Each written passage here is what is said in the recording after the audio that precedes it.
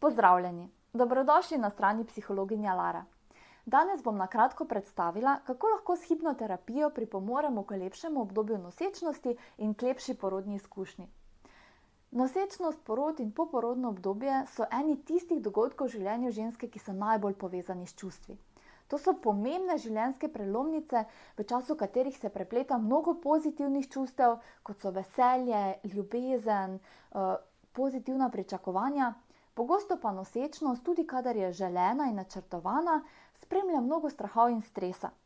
Nosečnica se lahko boji za varnost in zdravje svojega otroka, za potek poroda, za trdnost partnerske zveze, za svojo kariero, nenazadnje se lahko boji tudi sprememb na lastnem telesu. Čeprav se večina žensk sooča z tovrstnimi pomisleki in strahovi, pa le redke o njih spregovorijo.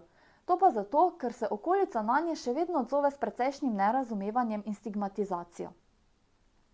V času nosečnosti smo zaradi delovanja hormonov ženske manj čustveno stabilne in se zato še težje spoprijemamo s takšnimi mislimi in obvladujemo te strahove. Posledično pa ti vplivajo na naše doživljanje nosečnosti, kazijo to obdobje, hkrati pa povečujejo verjetnost za nastanek zapletov med porodom in seveda za negativno porodno izkušnjo. S hipnoterapijo preko podzavesti vplivamo prav na čustveno področje. Hipnoterapija je varna in neinvazivna podpora v času nosečnosti. Z obvladovanjem čustvenih nestabilnosti in krepitvijo samozaupanja pa si ženske lahko omogočimo in dovolimo, da ta lepa obdobja zaživimo v vsej sreči, ki jo ponujajo.